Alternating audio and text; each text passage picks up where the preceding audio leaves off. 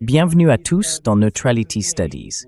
Aujourd'hui, j'ai le plaisir d'accueillir un collègue de YouTube. J'ai avec moi Rashid Muhammad de Red Pill Diaries. Bienvenue, Rashid. Merci, et merci de m'avoir invité sur cette plateforme aujourd'hui. J'apprécie vraiment. Merci beaucoup d'être avec nous en ligne. On a eu un petit combat avec la technologie, mais je suis content qu'on ait finalement une connexion qui marche. Rashid, je vais peut-être commencer par te demander, qu'est-ce qui t'a donné envie de lancer ton propre podcast? Tu m'as reçu dans ton émission la semaine dernière. Qu'est-ce qu'il y a derrière Red Pill Diaries? Pourquoi tu l'as créé? Et d'ailleurs, tu es basé où exactement?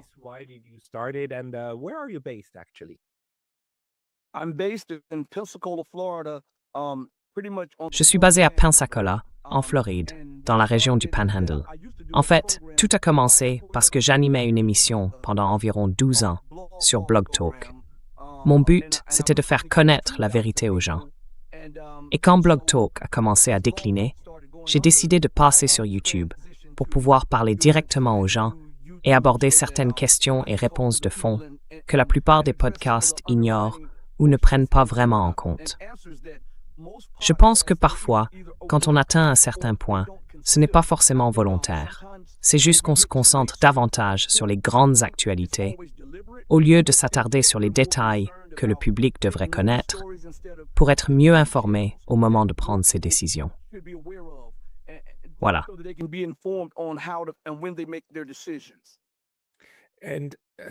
Et quand avez-vous commencé vos Red Pill Diaries? Vous avez interviewé différentes personnes. Sur quel type de sujet avez-vous travaillé jusqu'à présent?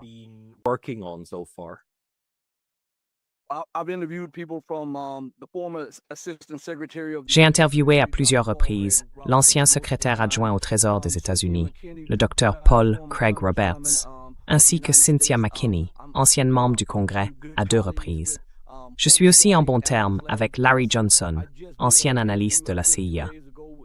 Il y a 2 ou 3 jours, j'ai fait une interview avec le colonel Larry Wilkerson. J'ai réalisé de très nombreuses interviews avec beaucoup de personnes. Et j'ai abordé des sujets liés aux événements géopolitiques, à l'économie, aux questions raciales, au droit international, aux droits humains et à tout ce qui s'y rattache. J'essaie de traiter les sujets que les grands médias laissent de côté, mais aussi ceux que les médias alternatifs ont tendance à ignorer.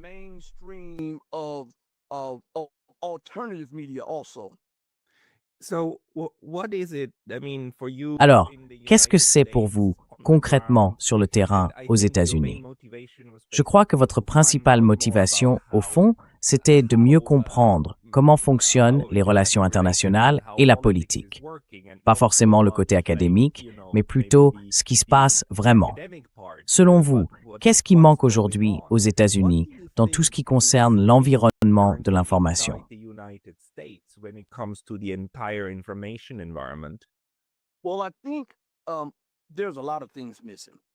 Eh bien, je pense qu'il manque beaucoup de choses. Je crois que même avec les médias alternatifs, il y a des informations qu'on ne donne pas. Des éléments pourtant essentiels pour comprendre ce qui a conduit aux émeutes du 6 janvier ou à des événements de ce genre. Et moi, je montre les 2 poids, 2 mesures. Par exemple, quand on regarde les soi-disant émeutes qui ont eu lieu dans l'Oregon, après que la police a tué plusieurs personnes, il y a eu quelques dégradations, quelques bâtiments vandalisés, et là on a tout de suite parlé de voyous, de criminels. Et puis de l'autre côté, on a vu des gens mécontents du résultat de l'élection qui sont allés saccager le Capitole et ont pris des personnes en otage.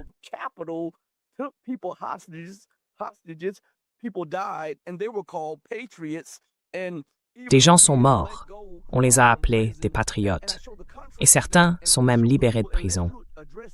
Et je montre ce contraste pour faire comprendre que tant qu'on ne s'attaque pas à ces doubles standards, et je ne pense pas que ce soit toujours fait exprès, je crois que c'est simplement ancré dans la tête de beaucoup de gens. Mais tant qu'on ne s'y attaque pas, c'est l'une des principales raisons de l'incompétence du gouvernement et de l'effondrement de l'Empire américain, à cause de cette hypocrisie. elle est devenue si profonde, si enracinée, que ce que l'Amérique noire dénonçait il y a 30 ou 40 ans, c'est aujourd'hui le monde entier qui le dénonce. L'hypocrisie, l'exceptionnalisme, l'intransigeance, le mépris de la loi, le mépris des alliés comme des ennemis.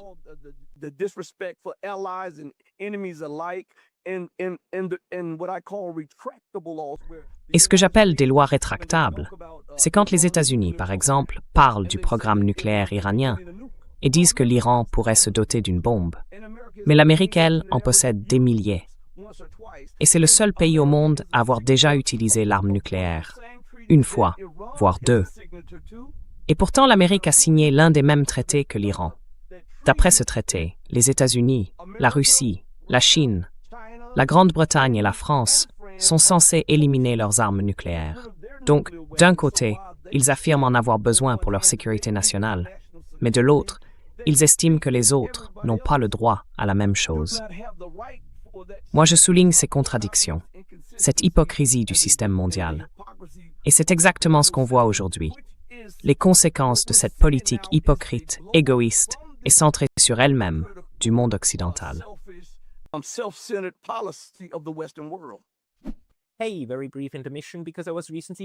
Petite pause rapide, parce que j'ai été récemment banni de YouTube. Même si je suis de retour, ça peut très bien se reproduire à tout moment.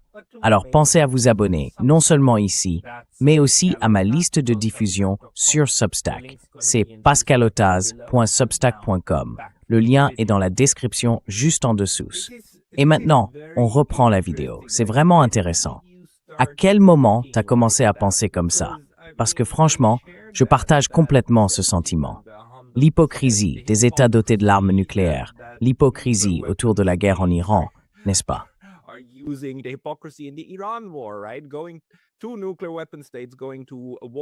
Deux États dotés de l'arme nucléaire qui entrent en guerre contre un État non nucléaire, simplement parce que ce dernier revendique le droit d'avoir un programme nucléaire pacifique. L'hypocrisie est totale. Mais dites-moi, quand avez-vous commencé à penser de cette façon? Vous avez utilisé l'expression « empire américain ». À quel moment avez-vous commencé à voir votre pays comme un empire? Et peut-être pouvez-vous aussi nous parler un peu d'un autre terme que vous avez employé, l'Amérique noire. Selon vous, qu'est-ce qui distingue l'Amérique noire du reste de l'Amérique?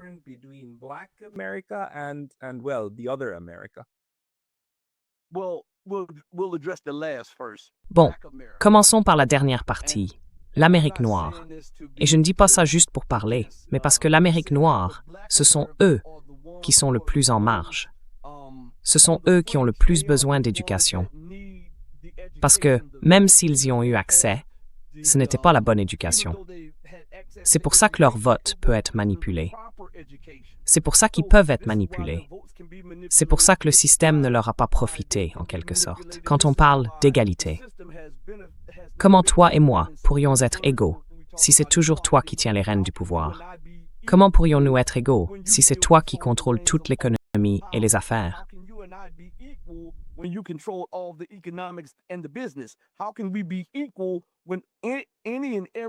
Comment peut-on être égaux quand tous les niveaux de pouvoir sont en réalité contrôlés par vous? L'égalité, ce n'est pas simplement me donner un emploi. L'égalité, c'est m'éduquer correctement et m'aider à construire quelque chose par moi-même. L'Amérique noire a été la plus endormie, même en réclamant la justice. Oui, la plus endormie, en croyant que le système avait changé. Et je crois vraiment que Barack Obama a été ce candidat programmé pour rendormir l'Amérique noire, alors qu'elle commençait à éveiller les masses aux injustices, non seulement celles subies par les Noirs, mais par tous les peuples à travers le monde.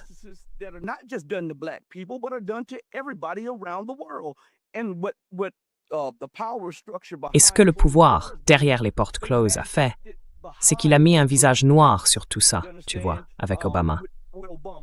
Parce que ses politiques ont été plus néfastes pour l'Amérique noire que celles de beaucoup de présidents avant lui. Mais il savait dribbler un ballon de basket. Il savait parler le langage de la rue. Alors il a réussi à fasciner l'Amérique noire et à permettre aux puissances en place de revenir occuper et détruire la Libye, même si la Libye se battait pour l'indépendance de l'Afrique.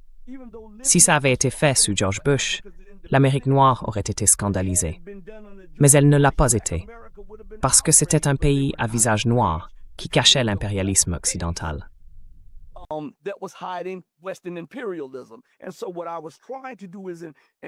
Ce que j'essayais de leur faire comprendre, c'est qu'il faut être mieux informé sur tout ça.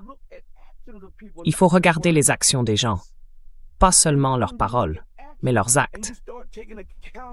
Et quand on regarde les actes, qu'on commence à assumer la responsabilité de ses propres actions, mais aussi de celles des autres, alors on voit les choses plus clairement.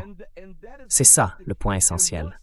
Et une fois que j'ai abordé ce sujet, parce que disons-le, la communauté afro-américaine se trouve tout en bas de l'échelle, eh bien, le message s'étend ensuite à tous les autres, ceux qui sont dans une situation économique, sociale et éducative plus favorable que celle de la communauté noire américaine. C'est pour ça que j'ai fait cette distinction, pour qu'on comprenne bien pourquoi j'ai dit ce que j'ai dit.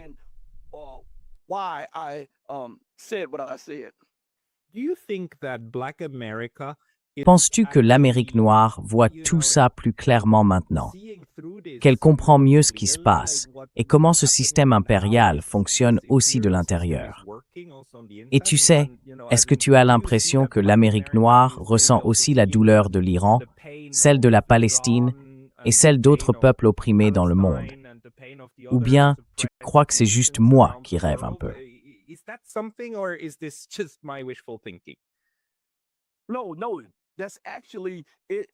Non, non, c'est bien ça. Vous voyez, pendant des décennies, l'Amérique noire a dénoncé tout ça. L'injustice, l'hypocrisie, le deux poids deux mesures, le racisme, le fascisme, tout ça. Et les puissants ont masqué tout ça derrière l'idée de l'exceptionnalisme américain, cette fameuse ville sur la colline vers laquelle tout le monde voulait venir.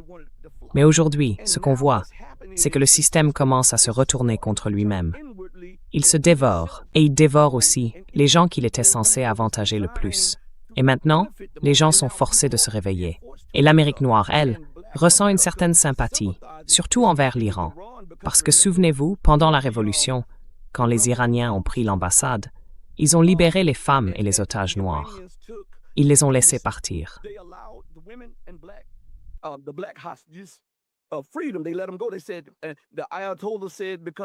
Ils ont dit, l'ayatollah a dit, que comme l'Amérique noire a souffert et souffre encore d'un système oppressif, il permettrait aux femmes et aux Noirs d'être libres.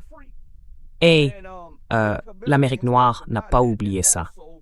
Et puis, quand on parle de la Palestine, l'Amérique noire se sent proche de la Palestine et des autres, à cause de la souffrance, à cause de l'injustice. Il faut comprendre que la Palestine n'a pas seulement perdu des terres. L'Amérique avait promis aux Noirs 40 acres et une mule des terres. Après la guerre de sécession, pendant la guerre même, ils sont revenus sur leurs promesses. Et l'Amérique noire, après l'esclavage, s'est retrouvée obligée de retourner chez l'ancien maître, avec peu ou pas d'éducation et presque pas de terre. Ils ne pouvaient donc pas construire par eux-mêmes.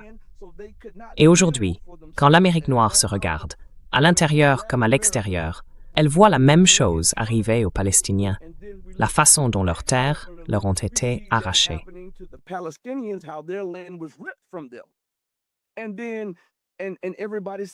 Et puis tout le monde dit, oui, Israël a le droit d'exister.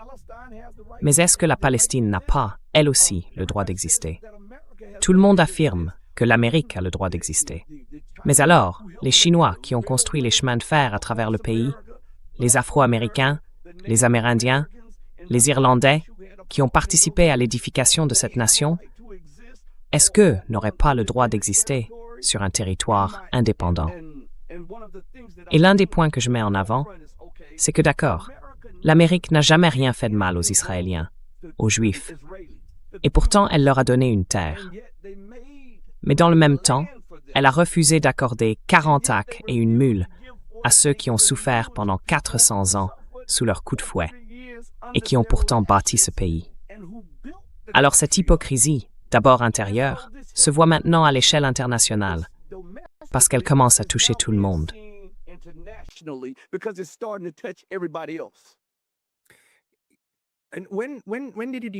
Et à quel moment avez-vous développé cette perception des États-Unis? Est-ce que c'est quelque chose que vous pensiez déjà, disons depuis le lycée, en vous disant que c'était injuste? Ou bien est-ce une idée qui s'est formée plus récemment, au cours des dernières années? Comment ça s'est passé pour vous?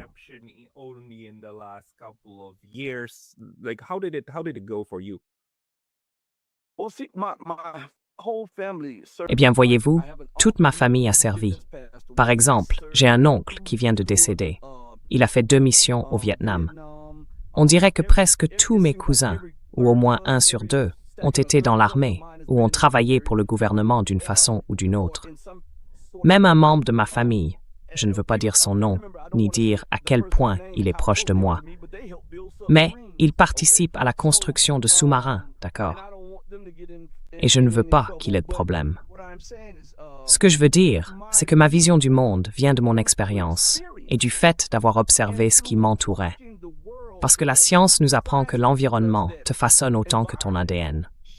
Et cet environnement, mental, économique, politique, géopolitique, m'a aidé à me former, à voir les choses telles qu'elles étaient, et non pas comme j'aurais voulu qu'elles soient.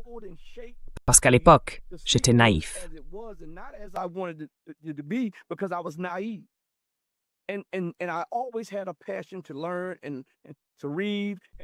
J'ai toujours eu cette passion d'apprendre, de lire, d'étudier l'histoire. Pas seulement l'histoire des Noirs, mais les cultures du monde entier, les histoires des autres nations, tout ça. C'est ça qui m'a guidé, parce que l'injustice faite à une seule personne, c'est une injustice faite à tout le monde. Quand un être humain se voit refuser ses droits ou la justice d'une manière ou d'une autre, c'est toute l'humanité qui en est privée. C'est comme ça que je le vois. Je crois profondément en Dieu. Et je pense que si on croit en Dieu, si on le craint vraiment, alors ça doit nous toucher au plus profond du cœur.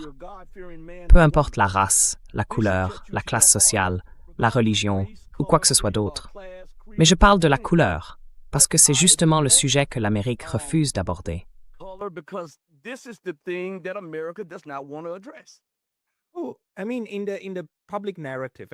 Je veux dire dans le récit public. Et je pense qu'on travaille un peu tous les deux là-dessus, non? On sait bien que ce que les médias montrent et ce que le discours politique raconte, ce n'est pas vraiment comme les choses fonctionnent en réalité. Pas vrai? Ce n'est pas comme ça que l'Empire agit. Et quand je dis l'Empire, j'inclus bien sûr le cœur, les États-Unis, mais aussi leurs alliés en Europe et au Japon, ainsi que toutes les structures de pouvoir qui descendent ensuite et font tourner le système comme il tourne. Alors, combien de personnes, ou disons quel pourcentage à ton avis, de la population afro-américaine partage ta vision? À la louche, hein? Parce qu'une bonne partie croit peut-être encore à certains récits du gouvernement, non? Par exemple, que l'Iran serait malfaisant ou que la Russie serait une nation agressive, ce genre de choses. Donc, selon toi, au sein de la communauté afro-américaine, combien de gens voient à travers cette mise en scène?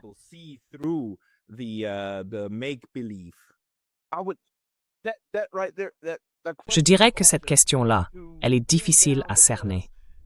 Parce que si je dis que 20% de la communauté noire voit clair dans tout ça, en même temps, ils veulent aussi être acceptés comme Américains. Vous voyez, ceux qui comprennent ce qui se passe, beaucoup ne veulent pas le dire ouvertement, parce qu'ils auraient peur d'être considérés comme anti-américains. Et toute leur vie, ils ont cherché à être reconnus comme Américains. Moi, personnellement, ça m'est égal, tant que Dieu est en paix avec moi. Ce que je veux, c'est que la vérité sorte, tout simplement.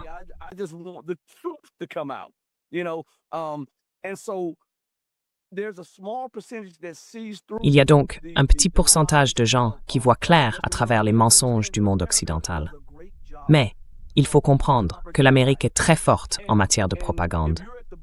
Et quand on est tout en bas de la société, qu'on a le moins accès à l'information, à l'éducation ou à tout ce genre de choses, cette propagande vous touche beaucoup plus que les autres, parce que vous n'avez pas... Désolé, ma caméra vient de lâcher. Vous n'avez pas le même accès que tout le monde.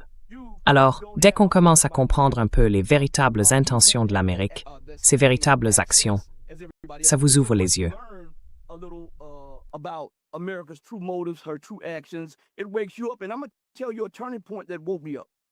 Je vais vous raconter un moment décisif. celui qui m'a vraiment réveillé. Un jour, je faisais des recherches et je me rendais compte que les prix étaient très élevés. Et quelqu'un n'arrêtait pas de dire que l'Amérique était tellement corrompue qu'elle avait des bateaux remplis de nourriture. C'était dans les années 70 ou au début des années 80. Et pour maintenir les prix élevés, elle envoyait ses bateaux en mer pour les couler. Et moi, je me disais, non, non, non, c'est pas possible. Mais en creusant, j'ai compris que l'Amérique pouvait très bien faire quelque chose comme ça, juste pour le profit, au détriment de la vie des gens. Réfléchissez à l'impact que ça a sur la vie des gens. Où c'était ça? C'était pas à propos des États-Unis, hein? C'était ailleurs.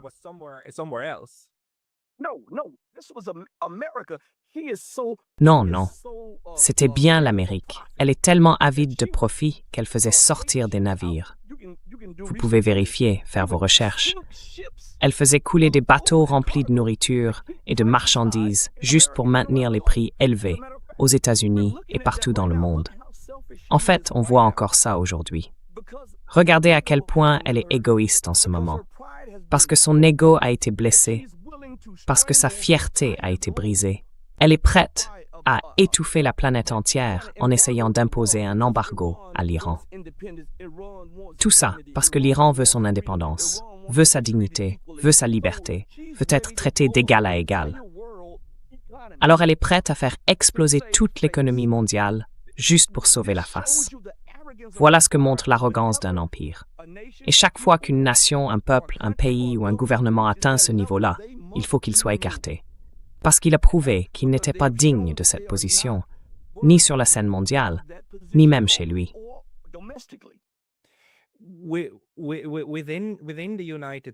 Aux États-Unis, pensez-vous que beaucoup de gens en souffrent, que ça leur fait mal de se rendre compte que leur pays est impliqué dans de tels actes? Et vous, est-ce que ça vous fait mal?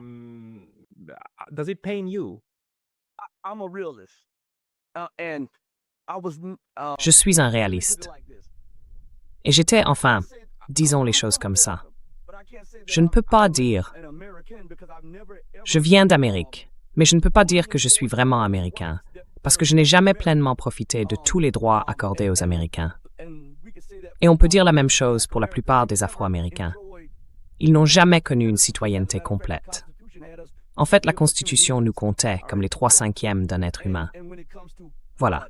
Et quand on parle d'accès à la justice, si on n'a pas d'argent, ni de relations, on ne peut pas vraiment se dire américain, tant qu'on ne bénéficie pas de tous les droits garantis aux autres citoyens.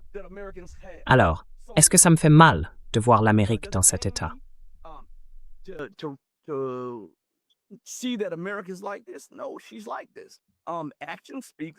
Non, elle est vraiment comme ça. Les actes parlent plus fort que les mots. Elle n'a jamais respecté aucun accord commercial ou traité international qu'elle a signé, que ce soit avec les Afro-Américains, avec la Chine, avec le Maroc ou avec les Amérindiens. Et regardez ce qu'elle fait maintenant. Elle a rejeté tous les traités internationaux qui maintenaient la stabilité du monde, notamment les accords sur les armes nucléaires et ceux avec la Russie. Elle ne s'en sert que quand ça l'arrange. Tant que c'est à son avantage, elle les utilise. Et c'est ça que je dois dénoncer, parce que la plupart des gens ne le font pas, par simple pensée magique.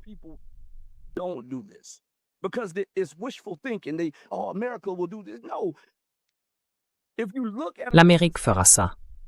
Non. Non. Si on regarde les actions d'une personne plutôt que sa rhétorique, on en apprend bien plus sur elle. Une fois d'accord, 2 fois d'accord, peut-être 3 fois. Mais si ça devient un schéma, ce schéma révèle la structure mentale d'une personne et ce qu'on peut attendre d'elle. Il existe toutes sortes d'algorithmes qui suivent des schémas pour cibler la publicité. Eh bien, si on regarde les schémas de l'Amérique, c'est la guerre, la cupidité, l'occupation, la destruction.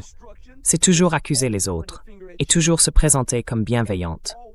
Moi, je suis l'Amérique, je suis bienveillante. Mais toi, tu es un insurgé. À des milliers de kilomètres, en Irak, les Irakiens sont des insurgés. In Iraq, the Iraqis are insurgents. They're terrorists. All right. Ce sont des terroristes. Ce sont des extrémistes. Et pourtant, l'Amérique se présente comme le combattant bienveillant. Allez en Afrique du Nord, c'est la même chose. Regardez ce qu'elle fait à l'Europe. Pour faire avancer son hégémonie, elle est prête à sacrifier tout un pays, l'Ukraine. Elle a déjà essayé de sacrifier la Géorgie. Et maintenant, elle est prête à sacrifier l'Europe entière pour continuer à imposer sa domination sur la planète entière. Si ça, ce n'est pas suffisant pour qu'on se dise « Attendez, il y a un problème avec les gens qui dirigent ce pays. Il y a un problème avec son système politique. Il y a un problème avec sa gouvernance. » Alors je ne sais pas ce qu'il faut.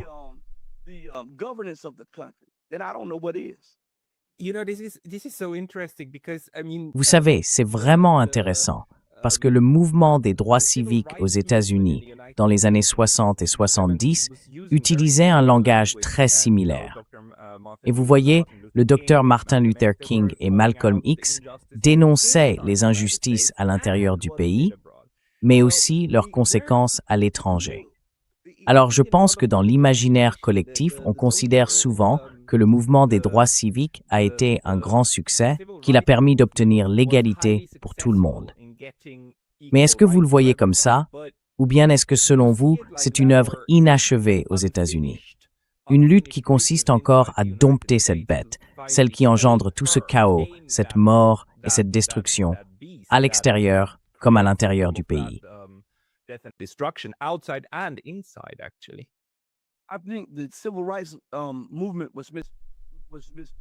Je pense que le mouvement des droits civiques s'est trompé de cible, parce qu'il réclamait des droits civiques. Mais avant de pouvoir obtenir des droits civiques, il faut d'abord être reconnu comme un être humain. Il faut donc avoir des droits humains. Et quand quelqu'un te voit comme un être humain, alors il voit aussi la civilité en toi. Je pense qu'ils ont pris le problème à l'envers. Et je crois que beaucoup de gens continuent de le faire. C'est pour ça que l'Amérique peut encore se permettre de faire ce qu'elle fait, à l'intérieur du pays comme à l'étranger. Elle diabolise un dirigeant. C'est un régime, c'est un voyou, c'est un tyran. Elle le diabolise, elle le rend inhumain aux yeux du peuple.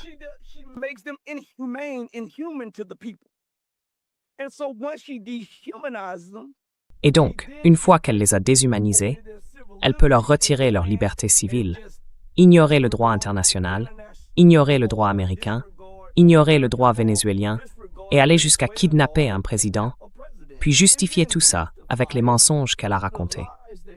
Et même après que ces mensonges s'effondrent, comme celui disant que le président vénézuélien dirigeait un cartel de drogue, cartel qui en réalité n'a jamais existé. L'Amérique continue de le détenir et essaye d'inventer de nouvelles accusations. Tout ça, c'est parce qu'elle l'a déshumanisé aux yeux du public. C'est en le déshumanisant qu'elle a pu lui retirer ses libertés civiles. Et c'est exactement ce qu'elle fait avec tous ceux avec qui elle est en désaccord. Quand elle est en désaccord avec l'Europe, c'est l'Europe qui a tort.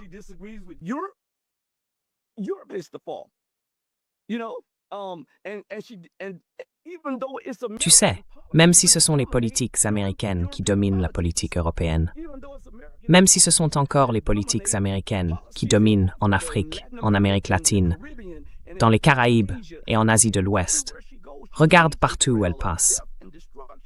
Elle laisse derrière elle une trace de mort et de destruction, de désespoir et de discorde, parce qu'elle sait utiliser la propagande pour déshumaniser les gens, puis leur retirer leurs droits civiques et leurs libertés fondamentales. Et ensuite, elle peut les occuper. Elle peut les priver de leurs ressources. Elle peut détourner l'attention du peuple avec le basket ou le foot. C'est ce qu'elle fait.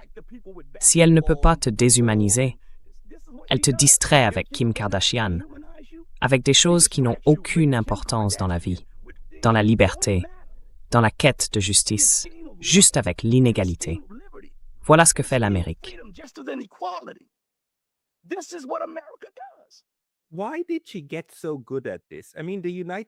Pourquoi est-ce qu'elle est devenue aussi forte à ce jeu-là? Je veux dire, les États-Unis d'Amérique n'ont que 250 ans, tu vois. Pour les Chinois, c'est à peine un clin d'œil. Pour les Iraniens aussi. Même pour les Européens, 250 ans, c'est comme quand on regarde en arrière et qu'on se dit Ah oui, cette maison-là, elle est encore plus vieille que ça. La ville d'où je viens, là où j'ai fait mes études. Eh bien, mes amis vivent dans des maisons qui ont 700 ans. Ce sont de grands bâtiments en pierre. On les rénove et on y habite encore après 7 siècles. C'est tout à fait normal. Alors comment se fait-il qu'un endroit aussi jeune, avec une population aussi diverse, composée de gens venus volontairement, et d'autres, il ne faut pas l'oublier, amenés là contre leur gré? Comment un tel pays peut-il avoir autant de liberté d'action, se déplacer, faire tout ce qu'il fait? Comment tu te l'expliques?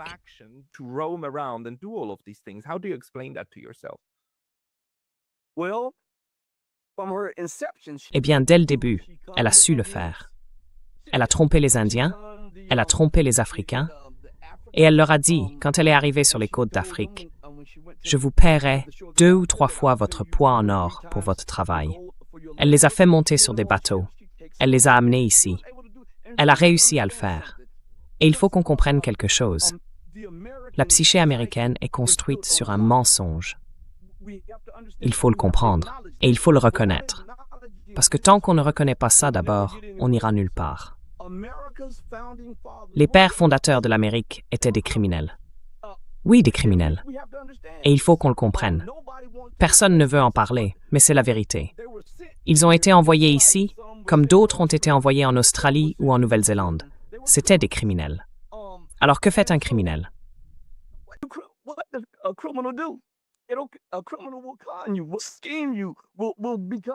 Un criminel va te manipuler, te piéger, et il va devenir très bon dans ce qu'il fait. Et c'est pour ça qu'ils n'ont pas hésité une seconde à diaboliser un autre peuple, à le déshumaniser pour en tirer profit, pour bâtir une nation. Dès la naissance de l'Amérique, il y a eu du sang versé. Souviens-toi, quand elle est arrivée ici, il y avait 75 millions d'Amérindiens. Après son arrivée, il en restait 2 millions. Ce n'était pas un hasard. 100 millions de personnes sont mortes pendant la traversée du Moyen Passage. Ce n'était pas un hasard non plus. L'Amérique a été construite sur le sang, le mensonge et la tromperie. Et beaucoup de gens n'aiment pas cette réalité. Mais si on veut vraiment avancer, il faut affronter ces vérités dérangeantes. C'est ce que je répète sans cesse. On ne peut pas vivre dans un monde imaginaire.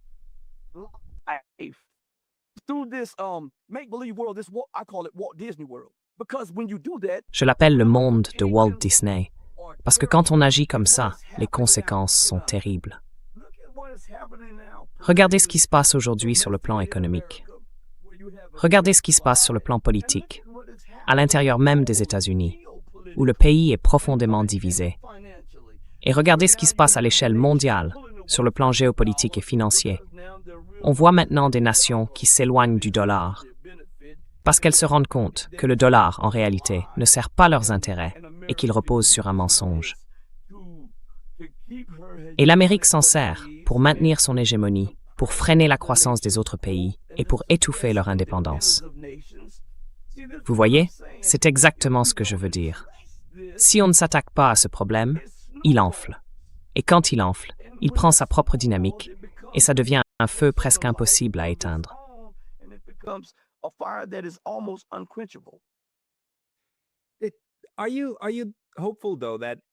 Est-ce que vous gardez quand même l'espoir que les choses puissent changer?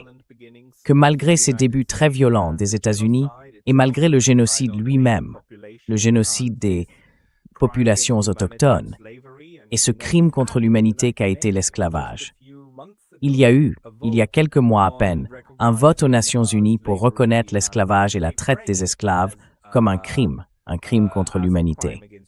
Et bien sûr, les États-Unis, Israël et l'Argentine ont voté contre.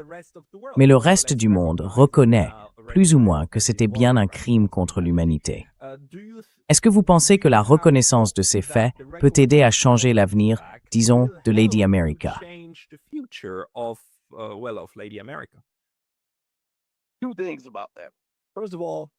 Deux choses à ce sujet. D'abord, si ces 3 nations ont voté contre, c'est parce que c'est une honte pour l'Amérique. Israël a aussi soutenu l'Afrique du Sud de l'apartheid. Et l'Argentine a envoyé une grande partie de sa population noire à la guerre pour y être tuée. Donc ces 3 pays ont voté contre parce qu'ils avaient intérêt à rejeter la vérité. Maintenant, vous me posez une question. Est-ce que j'ai encore l'espoir que l'Amérique puisse changer? Et moi, je vous la renvoie, un peu ironiquement. Ces actes vous ont-ils montré qu'elle en est capable? Regardez autour de vous. Regardez le monde. Est-ce qu'elle essaye de réparer ses torts? Est-ce qu'elle a présenté des excuses aux millions d'Ukrainiens qui sont massacrés? Est-ce qu'elle a demandé pardon aux nations d'Europe pour ce qu'elle leur a fait et pour ce qu'elle continue de leur faire?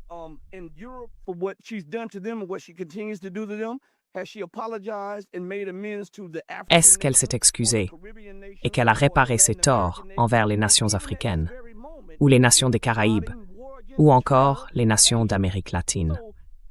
Et même en ce moment, elle prépare une guerre contre la Chine et l'Asie. Alors, ces actes. Voyez, quand quelqu'un fait quelque chose de mal, j'en parle souvent dans mon émission, si je te fais du tort, Pascal, et que je suis vraiment désolé, la première chose, c'est d'y réfléchir et de comprendre ce que je t'ai fait. La deuxième, c'est de le reconnaître pour moi-même. Ensuite, de te le reconnaître à toi. Et enfin, d'agir pour te montrer que je suis sincèrement désolé et que je veux réparer ce que j'ai fait. Alors, si ce principe s'applique à toi et à moi, pourquoi ne s'appliquerait-il pas à la soi-disant nation la plus libre et la plus puissante de la planète?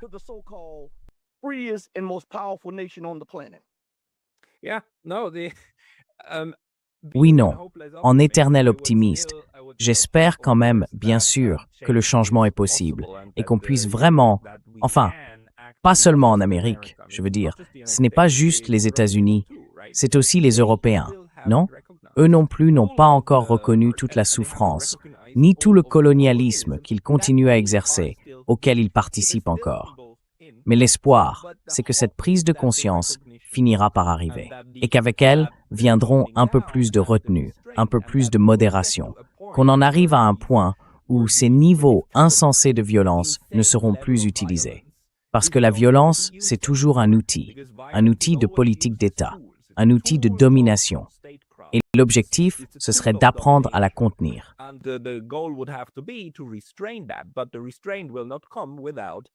Mais cette retenue ne viendra pas sans une vraie compréhension de ce qui se passe, ni sans reconnaître les mécanismes en jeu. Parce que ces mécanismes, tu vois, ils sont recouverts d'un joli récit, non? Du genre, on défend les droits humains, on défend l'égalité, la liberté et tout ça.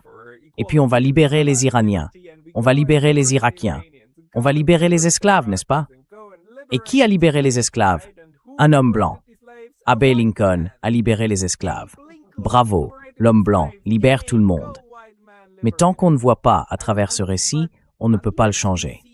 Pourtant, je garde un peu d'espoir, parce qu'au fond, ce sont des humains. Alors je ne sais pas, c'est peut-être comme ça que je le formulerai. C'est pour ça que c'est important de déconstruire les récits. Est-ce que c'est une de tes motivations, justement, d'aller déconstruire tout ça?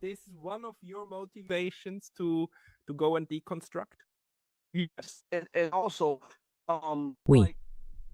Et aussi, comme vous le disiez à propos de l'espoir pour l'Amérique et pour l'Europe, parce que vous dites que l'Europe a fait beaucoup de choses sur le plan colonial, et qu'elle en fait encore.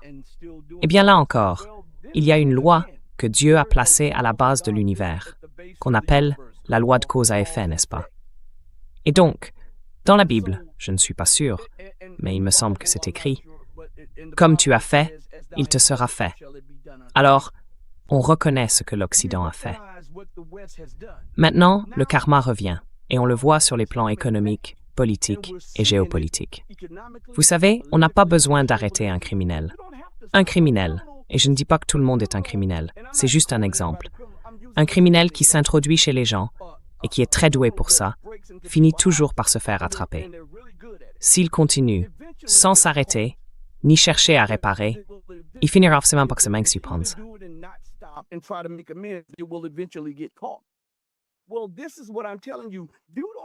Eh bien, c'est exactement ce que je vous dis.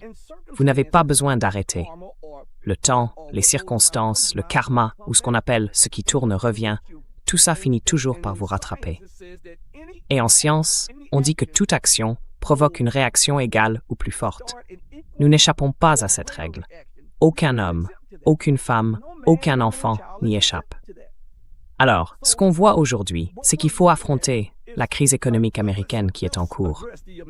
Beaucoup de gens disent « Oh, c'est arrivé du jour au lendemain ».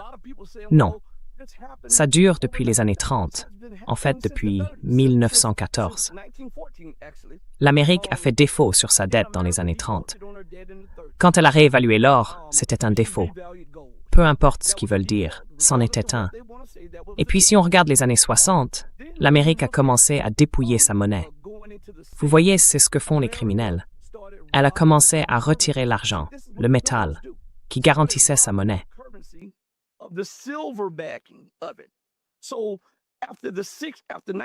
Donc, après 1965, ces quarters se sont effondrés et ces dîmes n'avaient plus d'argent dedans, plus aucune teneur en argent. Et entre 65 et 70, ces demi-dollars et ces dollars ont eux aussi perdu leur contenu en argent. On se retrouve donc à un moment clé, en 1971. Ce n'est pas tombé du ciel, 71, c'était la suite logique de tout ça. L'Amérique dépensait plus qu'elle ne gagnait. Charles de Gaulle observait la situation, d'autres aussi.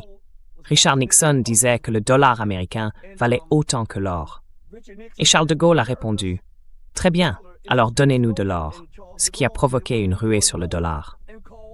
Et cela a conduit les États-Unis à faire défaut une fois de plus.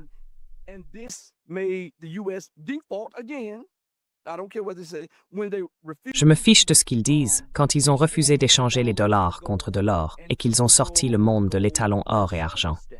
Très bien. Ce que je veux dire, c'est que je fais un petit saut dans l'histoire pour montrer les conséquences de l'arrogance, de la démesure, de la cupidité, de l'incompétence et de la mauvaise gestion des politiques. Ensuite, on arrive aux années 80 avec le Glass-Steagall Act, puis aux années 90 quand on a supprimé le Glass-Steagall Act. Et là, les entreprises se sont mises à parier sur des paris, sur d'autres paris, encore et encore. Et c'est comme ça qu'on a eu les marchés dérivés. Voilà. Et le dollar, lui, n'avait plus aucun soutien réel. Mais certains disent, non, le dollar était soutenu par le pétrole. Non, il était soutenu par la puissance militaire américaine, qui obligeait les nations à acheter le pétrole et les subventions pétrolières en dollars.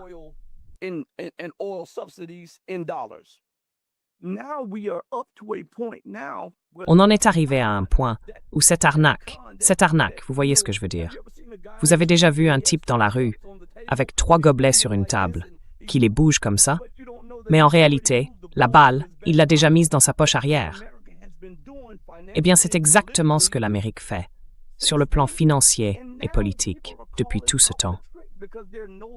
Et maintenant, les gens commencent à dénoncer le tour, parce qu'ils ne sont plus distraits par l'illusion que le magicien leur met sous les yeux. Quand un magicien fait un tour, il attire votre attention ailleurs. Aujourd'hui, les gens regardent la dette. Ils regardent l'état du pays, avec la pauvreté qui s'étend partout.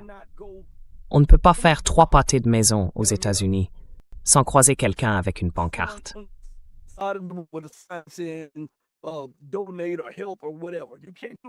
Faites un don, aidez, ou peu importe. Vous ne pouvez pas faire ça. Regardez l'état de ces ponts et de ces routes. Elle ne trouve jamais d'argent pour les gens dont elle prétend renforcer la sécurité nationale.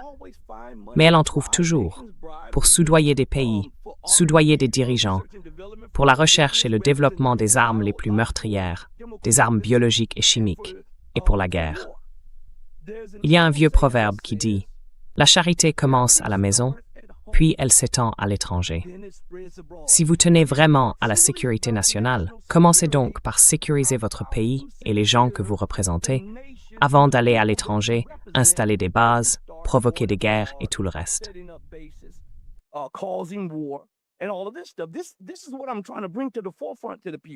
C'est ça que j'essaie de mettre en avant auprès des gens. Il y a aussi un vieux proverbe africain, et je vais m'arrêter là-dessus. Ce proverbe dit « S'il n'y a pas d'ennemi à l'intérieur, l'ennemi à l'extérieur ne peut rien contre toi. » Alors si l'Amérique prenait seulement une partie de ce qu'elle donne en aide, juste une partie de ce qu'elle dépense pour son budget militaire, et qu'elle l'investissait dans son peuple, dans l'éducation, dans la santé, Elle n'aurait plus besoin de s'inquiéter d'avoir des bases avancées partout dans le monde pour se défendre. Personne ne voudrait l'attaquer. Les autres l'envieraient.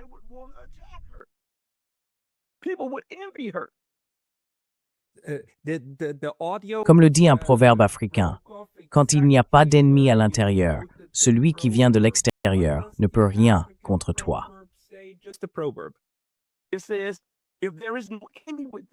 On dit que, s'il n'y a pas d'ennemi à l'intérieur, l'ennemi à l'extérieur ne peut pas te faire de mal. Autrement dit, si tu prends soin de chez toi, si tu fais ce qu'il faut à la maison, tu n'as pas à t'inquiéter de ce qui se passe dehors.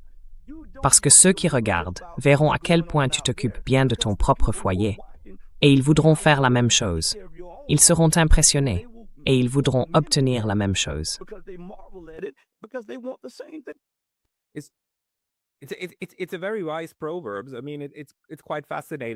C'est un proverbe très sage.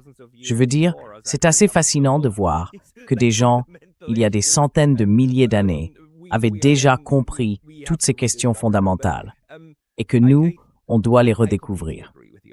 Mais je suis complètement d'accord avec vous.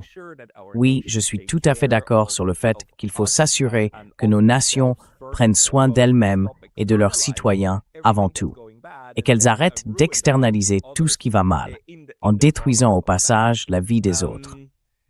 Si vous pouviez changer une seule chose dans le système des États-Unis, dans le système politique tel qu'il existe aujourd'hui, quelle serait cette chose et comment vous y prendriez-vous? What thing would you change and how? One thing about the American system. Une chose à propos du système américain, c'est une question difficile. Moi, je le démolirais. Vraiment. Tout le système. Oui, je le démolirais. Je le démolirais complètement.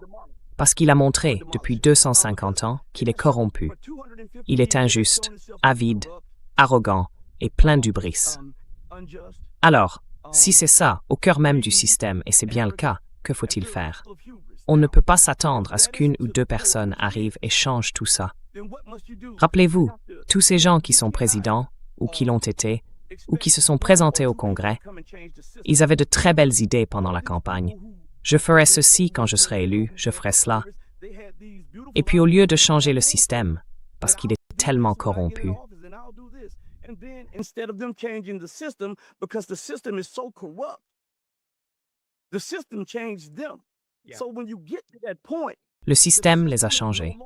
Alors, quand on en arrive là, le système ne sert plus le peuple. À ce moment-là, il faut déraciner le système. Et donc, il faut aussi changer à nouveau les mentalités. Laissez-moi vous donner un exemple. L'Amérique parle sans cesse de son rôle de leader, de la nécessité pour elle de diriger le monde, de montrer la voie, de tout faire. Regardons ça un instant, comme si c'était une entreprise. Si je suis le PDG, je représente l'Amérique, et que je dirige cette entreprise droit dans le mur, sans bénéfice, avec des profits en baisse, des dettes qui s'accumulent chaque année, que je réduis les salaires des employés, et que je ne tiens aucune de mes promesses. I'm not living up to any of my promises. I'm not following any guidelines or policies. Je ne suis pas en train de suivre les directives ou les politiques qu'on m'a fixées. Toi, en tant qu'actionnaire, tu me renverrais. Oui, c'est ça. En tant que PDG, tu me renverrais parce que je ne te rapporte rien. Donc il faudrait écarter le PDG, le président, le directeur financier, le directeur des opérations. Il faudrait faire ça et mettre à leur place des gens capables de tout changer, de changer les choses à la racine. Menk, parce qu'on verrait bien que c'est une corruption systémique. Et c'est pareil pour l'Amérique. Pourquoi l'Amérique doit-elle diriger? Pourquoi doit-elle exister de cette façon, alors qu'elle nous a menés au bord de l'anéantissement thermonucléaire? Elle provoque la plus grande puissance économique de la planète, la Russie. Elle provoque la plus grande puissance économique de la planète, la Chine. Et elle mène la guerre contre une puissance moyenne, l'Iran.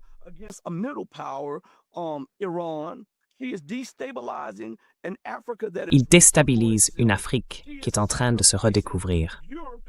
Elle sacrifie la sécurité européenne pour essayer de faire tout ça. Et elle renverse les aspirations de l'Amérique latine à une véritable indépendance. Donc ces actions nous montrent que tout cela est systémique.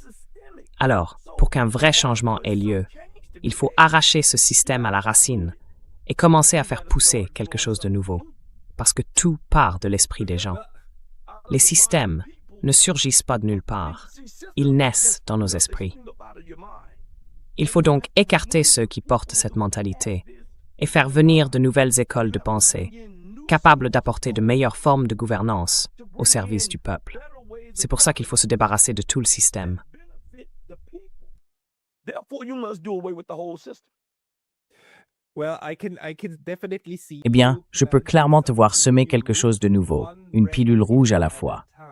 Rachid, c'était une intervention vraiment passionnée et une explication très forte. Pour les gens qui veulent te suivre, où doivent-ils aller sur ta chaîne YouTube? Et y a-t-il d'autres endroits où ils peuvent te retrouver? Yes, I'm on YouTube, Odyssey, Rumble. Oui, je suis sur YouTube, Odyssey, Rumble, Kik, Twitch, Twitter, et comment ça s'appelle déjà, Telegram maintenant. Et aussi sur The Trumpet of Truth. Non, en fait, c'est empowermenttruth.com. Vous pouvez aussi me suivre sur Patreon, et je vous remercie vraiment, mais s'il vous plaît, soutenez-moi surtout sur Rumble, Odyssey et YouTube. Support me on Rumble, Odyssey, and YouTube. D'accord. Je mettrai les liens vers vos plateformes dans la description juste en dessous. Je m'excuse auprès de tout le monde pour les problèmes de connexion qu'on a eus, mais la bonne nouvelle, c'est que tout votre discours est passé très clairement. On vous réinvitera ici très bientôt. Rashid Muhammad, des Red Pill Diaries, merci beaucoup pour votre temps aujourd'hui. Thank you so much for your time today.